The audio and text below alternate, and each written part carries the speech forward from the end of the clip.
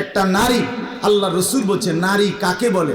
আল মারআতু আওরাতুন, নবীজি বলছেন নারী বলে তাকে ঢেকে থাকে যে, পর্দায় থাকে যে, আবরণের মধ্যে থাকে যে, নিজেকে লুকিয়ে রাখে যে, আল্লাহর কসম তাকেই নবী বলছে নারী বলে। নারী বলে। মহিলা বলে কাকে? যে লুকিয়ে থাকে, আড়ালে থাকে, গোপনে থাকে। আওরাত, আওরাত অর্থ ঢেকে রাখার বিষয়, আওরাত অর্থ গোপন থাকার বিষয়। অতএব যেই নারী বেপর্দা, যেই মেয়ে বেপর্দা, যেই মহিলা বেপর্দা, বেহায়া, চরিত্রহীন, এটা কোনো বেডিও না, বেডির জাতও না। এটা কোনো বেডির জাতও না। এটা বলে তো এটা কি? এটা শোপিস, উপভোগের পণ্য। মানুষ যত কিছু নিয়ে উপভোগ করে, তো এটাও একটা উপভোগের পণ্য। নারী তাকেই বলে, মহিলা তাকেই বলে যে নিজেকে আড়াল রাখে, যে নিজেকে গোপন রাখে, যে নিজেকে লুকিয়ে রাখে, যে নিজেকে পর্দায় রাখে। আল্লাহ তাআলা আমাদেরকে বুঝার তৌফিক দেন। চলেন এবার তর্জমাটা শুনেন, তাইলে কথা শেষ।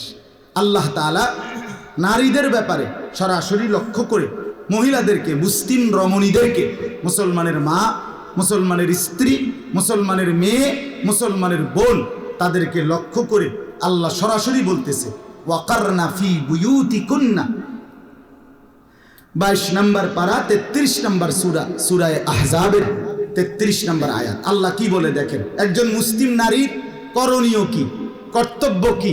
ওই যে বললাম যে বানাইছে তিনিই বলে দিবে, মনে আসেনি কথাটা? এ আল্লাহ বলে দিচ্ছে। এক, ওয়াকারনা ফি বুয়ুতিকুন্না, তোমরা মুসলিম নারীরা অবশ্যই তোমাদের ঘরেই অবস্থান করো। কোথায়? তাহলে মুসলিম নারীর জন্য তার ঘরই তার আপন ঠিকানা, তার ঘরই তার পবিত্র জায়গা, তার ঘরই তার ইজ্জতের জায়গা, তার ঘরই তার সম্মানের জায়গা। 2 নাম্বার, ওয়ালা তাবাররাজনা তাবাররুজাল জাহিলিয়াতিল উলা, আল্লাহ বলেন হে মুসলিম নারীরা, যদি একান্ত কারণে, ঘরে থাকার মানে হইল ঘরের মধ্যে একবার ফেরেক মাইরে লাউন না, কথা বোঝেন না, আলমারির ভিতরে রেখে দাও না।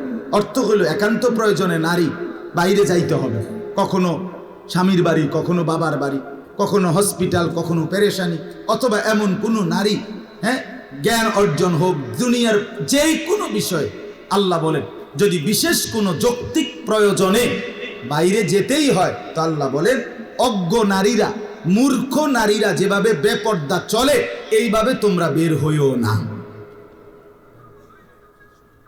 বের হইও। জাহিল, অজ্ঞ, মূর্খতা যুগের নারীদের মতো সেজে গুজে রঙ্গে ঢঙ্গে বের হইও, বের হইও। এই জন্য মনে রাখবেন, সমস্ত বেপর্দা নারী মূর্খ। সমস্ত বেপর্দা নারী কি বলেন না? মূর্খ, মূর্খ। 3 নাম্বার, আল্লাহ বলেন ওয়া আকিমনাস সালাহ, মুসলিম নারীরা 5 ওয়াক্ত নামাজ আদায় করো। 4 নাম্বার, ওয়া আতিনাজ যাকাত, বছর শেষে হিসাব করে যাকাত দাও। 5 নাম্বার, ওয়া আতিইনাল্লাহ ওয়া রাসূলা, জীবনের সব কাজে, সব বিষয়ে আল্লাহ এবং তার রাসূলের আনুগত্য করো। এখন বলেন তো আপনি, একজন মুসলিম মা, বোন, নারী, মেয়ে, এগুলি যদি ঘরে থাকতে হয়, পর্দা করতে হয়, 5 ওয়াক্ত নামাজ পড়তে হয়, হিসাব করে যাকাত দিতে হয়, আল্লাহ রসুলের আনুগত্য করতে হয়, তাকে কিছু শিখতে হবে কিনা, জানতে হবে কিনা? তো হে যদি এটা নাই শিখে, তো এটা কোত্থেকে জানেন? এই জন্য মুসলিম নারীদেরও তাদের পর্দা ঠিক রেখে, শরীয়ত ঠিক রেখে জ্ঞান অর্জন করা, কোরআন সুন্নাহর ইলম অর্জন করা উচিত। এরপর আল্লাহ বলেন হে নারীরা, তোমরা আমি আল্লাহ ঘরে রাখতে চাই কেন? প্রশ্ন হলো এটা, আল্লাহকে জিজ্ঞেস করেন আপনি বেরিয়ে ঘরে আটকাচ্ছেন কেন? মহিলারা বাইর হইতে স্বাভাবিকভাবে পুরুষদের কাঁধে কাঁধ মিলিয়ে বের হতে দিচ্ছেন না কেন? আল্লাহ তাআলা বলেন ইন্নামা ইউরিদুল্লাহু লিইউযহিবা আনকুমুর রিজসা আহলাল বাইতি ওয়া ইউতাহহিরাকুম তাতহীরা। সুবহানাল্লাহ। আল্লাহ বলেন আমি আল্লাহ চাই একজন মুসলিম নারী দ্বারা, মুসলিম রমণী দ্বারা ঘরে রেখে তার সেই ঘরের সকলকে পবিত্র করে দিতে। এক সতী সাধ্বী পর্দানশীল চরিত্রবতী নারী ঘরে থাকবে, তার স্বামীও দিনদার হবে, তার মাও দিনদার হবে, তার বাবাও দিনদার হবে, ছেলেও দিনদার হবে, মেয়েও দিনদার হবে, পুরা ফ্যামিলি ওই নারীর বরকতে আল্লাহওয়ালা হয়েছে। আল্লাহ তাআলা এরপরের আয়াতে বলেন, ওয়াযকুরনা মা ইউতলা ফি বুয়ুতিকুন্না মিন আয়াতিল্লাহি ওয়াল হিকমা। আল্লাহ বলেন, এখন যদি নারীরা প্রশ্ন করে আমি ঘরে বইয়ে কি করব, সারাক্ষণ রান্না বান্না ছাড়া, এরপরে কি করবেন? এরপরে আপনি রিমোট হাতে নিবেন আর টেলিভিশন চাইবেন, কিরণমালা চাইবেন আর স্টার জলসা চাইবেন। কথা বুঝছেন কিনা? আল্লাহ বলেন না, ওয়াযকুরনা মা ইউতলা ফি বুয়ুতিকুন্না মিন আয়াতিল্লাহি ওয়াল হিকমা। আল্লাহ বলে, তোমরা মুসলিম নারীরা তোমাদের সাংসারিক হালাল প্রয়োজন পূরণের পরে তোমাদের ঘরে অবস্থান করাকালীন তোমরা আল্লাহর আয়াত কোরআন এবং হিকমত মানে রসুলের হাদিস তোমরা পাঠ করবা, তেলাওয়াত করবা, পড়বা, বুঝবা, শুনবা, শুনাইবা, আমল করবা। এই জন্য আল্লাহ তাআলা কোরআনুল কারীমের মধ্যে বলছেন, মানুষ দুই ধরনের। কিছু মানুষ আছে যাদেরকে মূলত মানুষ বলে, দুই পাওয়ালা, আর কিছু আছে দেখতে দুই পাও কিন্তু মূলত ওরা চার পাওয়ালা, চার ঠ্যাংওয়ালা, অর্থাৎ এরা মূলত মানুষরূপী জানোয়ার। কোরআনুল কারীমের মধ্যে আল্লাহ তাআলা স্পষ্ট বলছে, হে নবী, মনের ইচ্ছা মতো, মনের চাহিদা মতো, নিজের খেয়াল খুশি মতো যারা চলে, তার কাছে যা ভাল লাগে, আল্লাহ কি বলছে বাদ দাও, রসুল কি বলছে বাদ দাও, ইসলাম কি বলছে থো, এগুলো থো।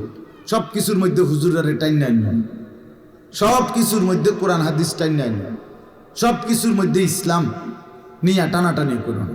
ইসলাম শান্তির ধর্ম, শান্তিতে রাখ, ইসলাম যাতে শান্তিতে থাকে, বোঝেন না? ইসলামকে শান্তিতে রাখা উনি নিজের মতো করে চলতেছে। এই যে অন্ধত্ব, গোঁড়ামি, অসভ্যতা, মনের ইচ্ছা মতো চলা, আল্লাহ তাআলা বলেন, বন্ধু এই মানুষগুলোর পরিচয় কি? কোরআনে স্পষ্ট আছে।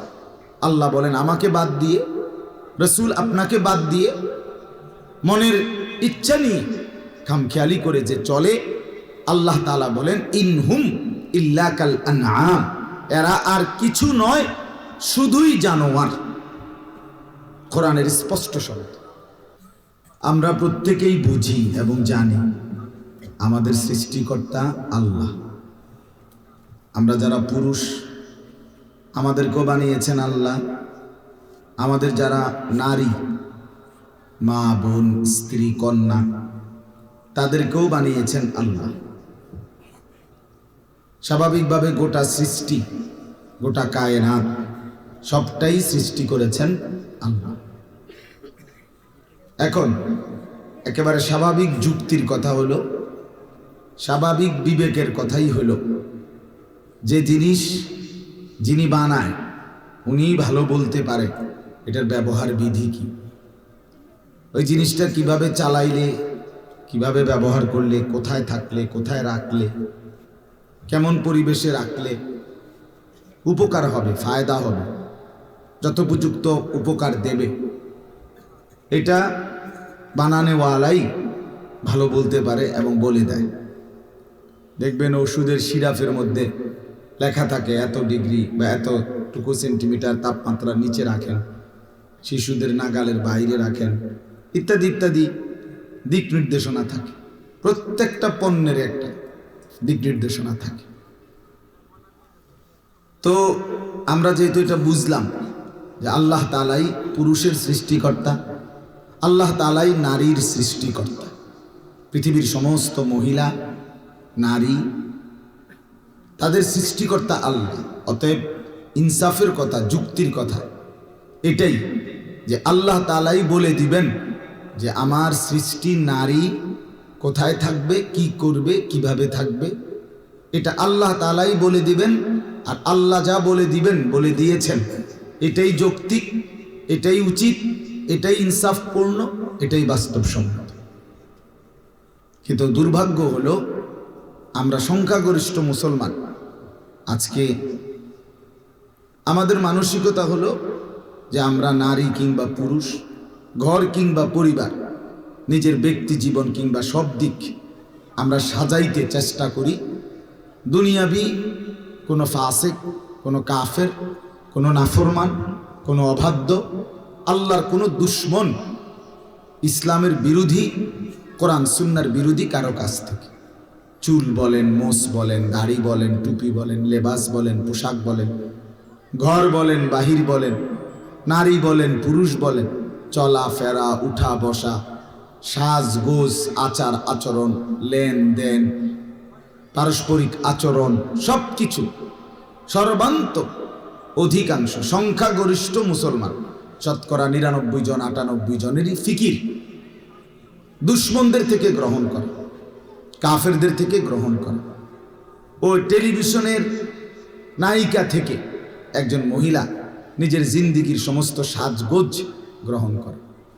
একটা যুবক মুসলমানের ছেলে, ফুটবলের খেলোয়াড়, ক্রিকেটের খেলোয়াড়, সিনেমার নায়ক, বিজ্ঞাপনের কোনো মডেল, তার কাছ থেকে নিজের জীবনের সাজগোজ, চলাফেরা, কথাবার্তার স্টাইল, হাঁটা চলা, এটা শিখে, এটা দেখে। তাহলে এর চাইতে বড় পতন, অধপতন আর হইতে পারে যে আমরা আল্লাহকেও ছেড়ে দিলাম, রসুল্লাহ সাল্লাল্লাহু সাল্লামকেও ছেড়ে দিলাম, ইসলামকেও ছেড়ে দিলাম, আল্লাহর কোরআনকেও ছেড়ে দিলাম, নবীর সুন্নাহকেও ছেড়ে দিলাম। তাহলে আমরা আর মুসলমান কি রইল? আমি যে ভোটার আইডি কার্ডের মধ্যে লিখছি আমার ধর্ম ইসলাম, আমার জন্ম নিবন্ধন সনদের মধ্যে লেখা আছে আমার ধর্ম ইসলাম, আমার পাসপোর্টের মধ্যে লেখা আছে আমার ধর্ম ইসলাম, সেটা কোথায়? সেটা কোথায়? আমার চুলে ইসলাম কোথায়? আমার চেহারায় ইসলাম কোথায়? আমার জিন্দিগির মধ্যে ইসলাম কোথায়? আমার বাজার ব্যবসা লেনদেনের মধ্যে ইসলাম কোথায়? আমার ঘর পরিবারের মধ্যে ইসলাম কোথায়? আমার সাজগোজ কাপড় পোশাকের মধ্যে ইসলাম কোথায়? আমার ফ্যামিলির চলাফেরার মধ্যে ইসলাম কোথায়? আমার সারা দিনের কর্মকাণ্ডের মধ্যে আল্লাহ কোথায়, রসুল কোথায়, আখেরাত কোথায়, কোরআন সুন্নাহর অনুসরণ কোথায়? এই সব কিছু বাদ দিয়ে আমি আল্লাহর কাছে মুক্তি পাবো কিভাবে? আখেরাতে নাজাত মিলবে কিভাবে? এটা তো একটা স্বাভাবিক কথা, স্বাভাবিক কথা। আমাদের যেই কোনো মানুষের এতটুকু বুঝ, এতটুকু দিমাগ, এতটুকু আকল যদি না থাকে, এদূর যদি কাজ না করে দিমাগে, তো আমি মানুষ কিসের? মানুষ কিসের? এই জন্য আল্লাহ তাআলা কোরআনুল কারীমের মধ্যে বলছেন মানুষ দুই ধরনের। কিছু মানুষ আছে যাদেরকে মূলত মানুষ বলে, দুই পাওয়ালা, আর কিছু আছে দেখতে দুই পাও কিন্তু মূলত ওরা চার পাওয়ালা, চার ঠ্যাংওয়ালা, অর্থাৎ এরা মূলত মানুষরূপী জানোয়ার। কোরআনুল কারীমের মধ্যে আল্লাহ তাআলা স্পষ্ট বলছে, হে নবী, মনের ইচ্ছা মতো, মনের চাহিদা মতো, নিজের খেয়াল খুশি মতো যারা চলে, তার কাছে যা ভাল লাগে, আল্লাহ কি বলছে বাদ দাও, রসুল কি বলছে বাদ দাও, ইসলাম কি বলছে থো, এগুলো থো। সব কিছুর মধ্যে হুজুরের টাইম নাই, সব কিছুর মধ্যে কোরআন হাদিস টাইম নাই, সব কিছুর মধ্যে ইসলাম নিয়ে টানাটানি করুন। ইসলাম শান্তির ধর্ম, শান্তিতে রাখ, ইসলাম যাতে শান্তিতে থাকে, বোঝেন না? ইসলামকে শান্তিতে রাখা উনি নিজের মতো করে চলতেছে।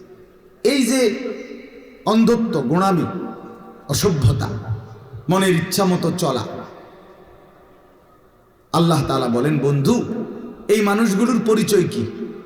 কোরআনে স্পষ্ট আছে।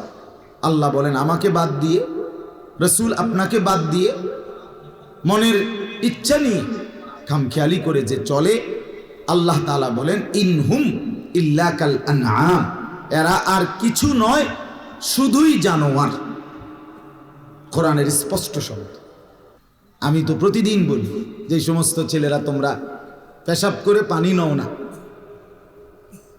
টয়লেট পেপার ব্যবহার করো না, পানি ব্যবহার করো না, তোমরা মাঝে মাঝে কুত্তার দিকে চাই, কুত্তার লগে তোমারে একটু মিলাইয়া নিও, যে তোমার সাথে দেখবা দারুণ মিলতা। হ্যাঁ, প্রয়োজনে কুত্তার সাথে একটা সেলফি তুলে একসাথে, যে আমরা দুই জানোয়ারকে কেমন দেখায় দেখেন। অসংখ্য মানুষ কমেন্টস করে জানাবে আপনাদের দুই জানোয়ারকে দারুণ দেখাচ্ছে, মানাইছে। একজন ঠ্যাঙালগি দিয়া মতে, আরেকজন ফানি ছাড়া মতে, দারুণ সেরকম দেখা যায়, দারুণ হয়েছে।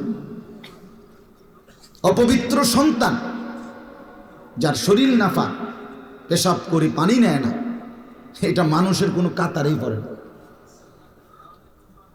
মানুষের কোনো সমাজেই পড়ে না, এটা কোনো কাতারেই না,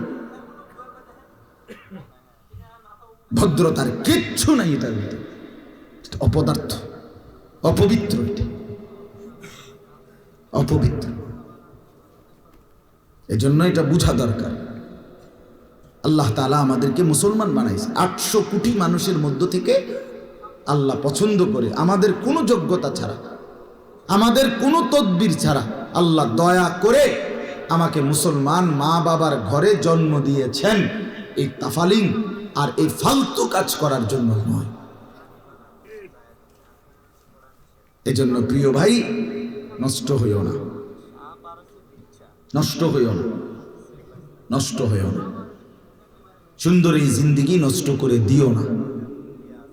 বুট বাদাম, চা বিস্কিট, মোবাইল, নাচ গান, অস্থির ছবি, বন্ধুদের আড্ডা, এই বারবার চুলের বাহার ইত্যাদি ইত্যাদি, এটা কোনো জীবন না, এটা কোনো সুস্থ স্বাভাবিক জিন্দেগি হতে পারে না, পারে না। এই প্রতিবন্ধী, প্রতিবন্ধী 1 বছরে যে কমপক্ষে 5-6 আইটেমে চুল কাটছে, একবার স্পষ্ট, যে কোনো ডাক্তার দেখাইলে কইব তে মানসিক প্রতিবন্ধী, কোনো সন্দেহ নেই, তার সিরা, বাস্তব এটা, কোনো সন্দেহ নেই, কারণ এর যে তার সিরা, এটা লইয়া কোনো সন্দেহ নেই। কারণ যে পাগল, যে মাতাল, সেই এরম করে, কি করে না করে হে কই তার। আমি আমার মাথার চুল থেকে পায়ের নখ পর্যন্ত যা করি আমি তা জানি, প্রতিটার সাথে আমার কোরআন সুন্নাহর সাথে মিল রেখেই আমল করতে চেষ্টা করি, আমার হিসাব আছে, সনদ আছে। মুসলমান, মুমিন, নেককার, নামাজি, দিনদার প্রত্যেকের চলাফেরার একটা হিসাব আছে। হিসাব ছাড়া, নিয়ন্ত্রণহীন, লাগাম ছাড়া যার জিন্দেগি, তার জীবন মানুষের জীবন নয়, বরং হাইওয়ান, জানোয়ারের জীবন। এটা বোঝা উচিত। বন্ধু আমার, রব্বানা ইন্নাকা তা'লামু মা নুখফি ওয়া মা নু'লিন।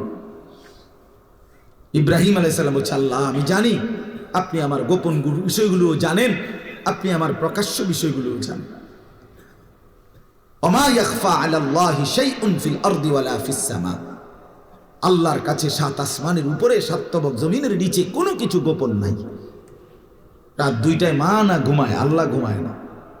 ছেলেরা উলঙ্গ ছবি যে দেখো, মোবাইলে নর্তকীর নাচ দেখো, মা না ঘুমাইছে, দোস্ত আমার, মালিক ঘুমায় না, বাবা না ঘুমায় গেছে, আল্লাহ ঘুমায় না। আলাম ইয়ালাম বিআন্নাল্লাহা ইয়ারা। আল্লাহ বলেন, বান্দা তুমি কি জানো আমি কিন্তু সারাক্ষণ তোমাকে দেখি। কতক্ষণ? সারাক্ষণ। রাত 2টা হোক আর 3টা হোক, 1 বছর হোক আর 1000 বছর হোক, লক্ষ কোটি বছর পার হলেও আমি মাওলার 1 সেকেন্ডের জন্য তন্দ্রাও আসে না, ঘুমও আসে না। লা তাখুযুহু সিনাতুন ওয়ালা নাওম। আমি আল্লাহর তন্দ্রাও স্পর্শ করে না, ঘুমও স্পর্শ করে না, আমি ঘুমাই না। আল্লাযী ইয়ারাকা হিনা তাকুম ওয়া তাকাল্লুবাকা ফিস সাজিদিন। রব্বুল আলামিন বলেন, বন্ধু, নবী আমার, বন্ধু আমার, আপনি যখন দাঁড়িয়ে থাকেন, আপনি যখন রুকু দেন, আপনি যখন সেজদা দেন, আমি 24 ঘন্টা আপনাকে একরকমই দেখতে পাই। আমি দেখি, আমি দেখি। ওমা ইয়াখফা আলাল্লাহি শাইউন। আমি আল্লাহর কাছে কোনো কিছু গোপন নাই, কোনো কিছু গোপন নাই। দোস্ত আমার, যৌবন থাকবে না, বৃদ্ধ বাবা আপনিও থাকবেন না, পর্দার আড়ালের মা তুমিও থাকবা না, মা বোন আপনিও থাকবেন না, কেউ না। আল্লাহ যদি নিরাপদ না রাখে, বান্দার নিরাপদে থাকবার কোনো ক্ষমতা নাই। আছে কি? জি না, না। এজন্য আমরা প্রত্যেকেই, আমি শক্ত বললাম, আঘাত করে বললাম আর কি হয়তো, কিন্তু ভাবা দরকার, পরিবর্তন দরকার। ছেলেদের কাছে অনুরোধ, বাবা, এই সমাজ তোমার কাছে অনেক কিছু চায়, এই জনগোষ্ঠী তোমার কাছে ভালো কিছু চায়। তোমার মা তোমার স্বপ্ন দেখে বড় করছে, তোমার বাবা তোমার একটা স্বপ্ন দেখে বড় করছে। আমার বাবার স্বপ্ন ছিল, আমার 5 ছেলে, আমরা 5 ভাই। আমার আব্বা মা বলতো যে আমাদের স্বপ্ন ছিল 5 ছেলেই আমার বাবার কবরের চারদিকে দাঁড়াইব, 5 ছেলেই আলেম হবে। আলহামদুলিল্লাহ, আমার বাবার 5 ছেলেই আলেম হয়েছে। প্রতিটা বাবার স্বপ্ন থাকে, মার স্বপ্ন থাকে, কোলের বাচ্চাকে মা বড় যত্ন করে দুধ খাওয়ায়, এই জিন্দেগি নষ্ট করে দেওয়ার জন্য।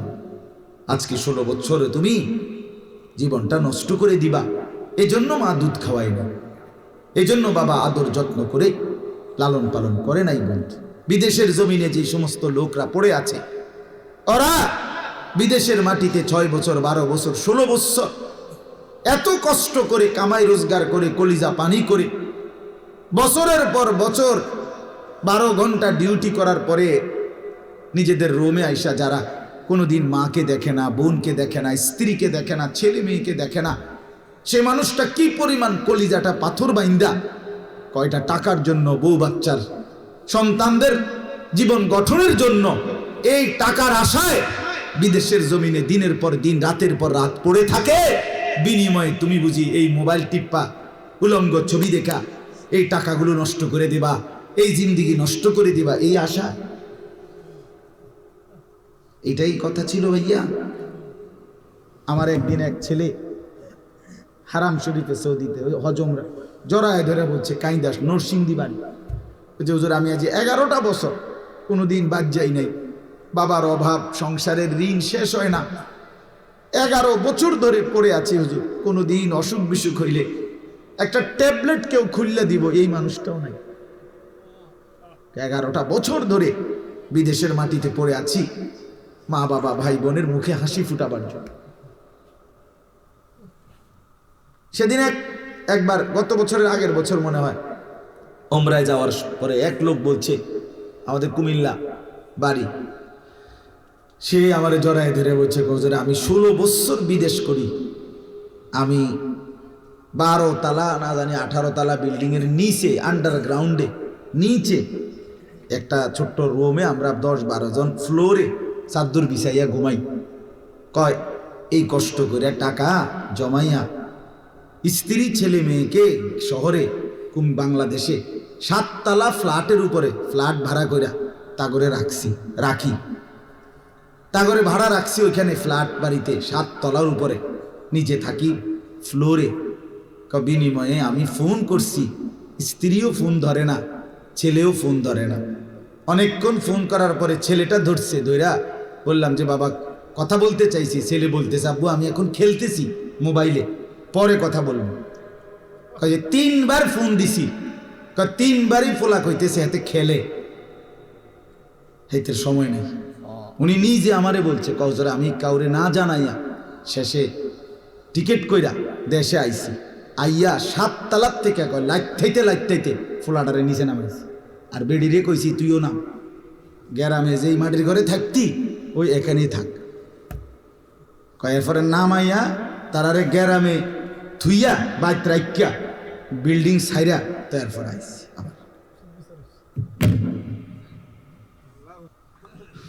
কি রে বেটা, কি জন্য কষ্ট করলাম? একজন বাবার এই কষ্টে, এই আমি প্রতিদিন বলি, এই ছেলেগুলোরে 2 আঙ্গুলে অনবরত মোবাইল টিপ্পা হাজার হাজার কোটি কোটি টাকা শেষ করে দিচ্ছে। এখন এইভাবে তো বাবা রাজার ধনও ফুরায় যায়, এভাবে তো 7 রাজার সম্পদও কি হয়ে যাবে, শেষ হয়ে যাবে। প্রয়োজন তো প্রয়োজন থাকতে পারে, অফিসের কাজে, ব্যবসার কাজে, ব্যাংকের কাজে, শিক্ষা প্রতিষ্ঠানের কাজে।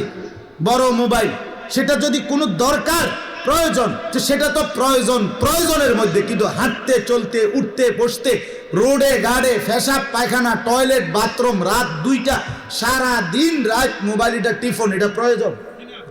এটা কথা হইলো কোনো? এটা কোনো জিন্দেগি হলো মিয়া? কে ফিরাবে ছেলেদেরকে? কে ফিরাবে বেপর্দা মেয়েদেরকে, চরিত্রহীন মেয়েদেরকে কে ফিরাবে? 16 বছরের যেই মেয়েটা রঙ্গে ঢঙ্গে টাইট কাপড় পইরা টাইট জামা পইরা 1 ঘন্টা লাগাইয়া পাউডার সুনু মাইখা রাস্তায় বের হয়, ওই লম্পট ছেলেরা যাতে দেখে এবং রাস্তায় খাড়াইয়া মোতে এরকম অপদার্থ দেখবে, রাক্ষসের মতো তাকাইবে আর উপভোগের দৃষ্টিতে নিয়া নগ্ন কল্পনা করবে। এই জন্য যেই মেয়েটা আপনাদের বের হয়, আপনি বাবা কোথায়? আপনার বিবেকের মধ্যে কি শয়তানে মুতছে? হ্যাঁ বলেন, আপনি দেখেন না?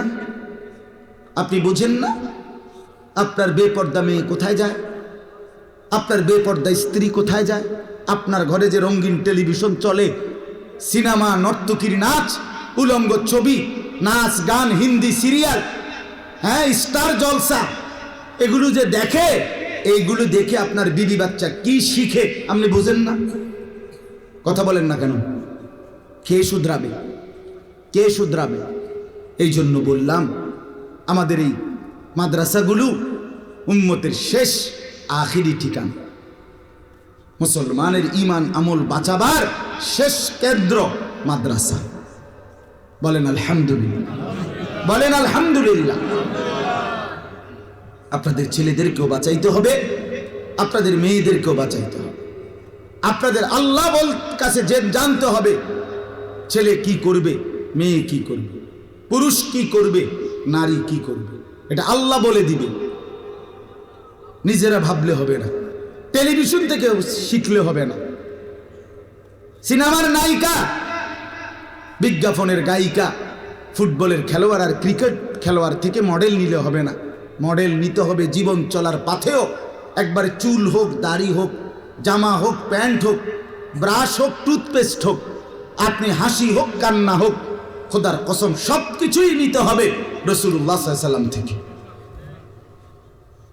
নবী সাল্লাল্লাহু আলাইহি সাল্লাম কিভাবে হাঁটছেন সাহাবীরা তাও বলছে, কিভাবে কাঁদছেন তাও বলছে, কিভাবে হাঁটছেন তাও বলছে, কিভাবে দাঁত পরিষ্কার করছেন তাও বলছে, কিভাবে পেশাব পায়খানার প্রয়োজন সারছেন তাও বলছে, কিভাবে রাত্রিবেলা প্রয়োজন সারছেন তাও বলছে, কিভাবে স্বামী স্ত্রী মিলিত হয়েছে তাও বলছেন, কিভাবে ফরজ গোসল করছে তাও বলছেন, কিভাবে পেশাব পায়খানা থেকে পবিত্র হইতে হয় তাও বলছেন, কিভাবে আপনার গোসল ফরজ হলে পবিত্র হতে হয় তাও বলছেন, ঘর চলবে কিভাবে, বাজার চলবে কিভাবে, দেশ চলবে কিভাবে, জাতি চলবে কিভাবে, ঘর চলবে কেমনে, স্ত্রী ছেলে মেয়ে চলবে কিভাবে, সব আল্লাহ তাআলা রাসূলুল্লাহর জিন্দেগীর মাধ্যমে, কোরআনুল কারীমের মাধ্যমে বলেছেন কিনা?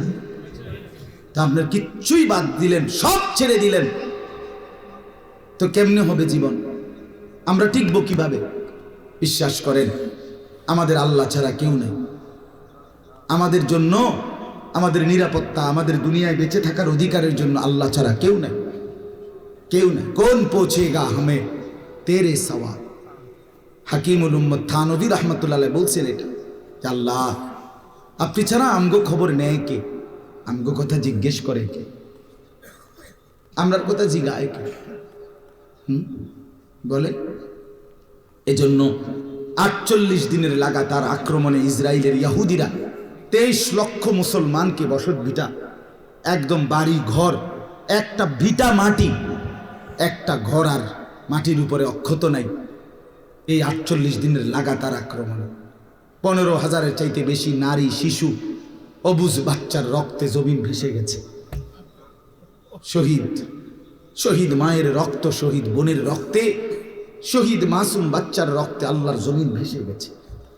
হাজার হাজার মুসলিম নারী, শিশু, বৃদ্ধ হাসপাতালের বেডে চিকিৎসায় অনাদরে, অবহেলায়, অকাতরে পড়ে গেছে।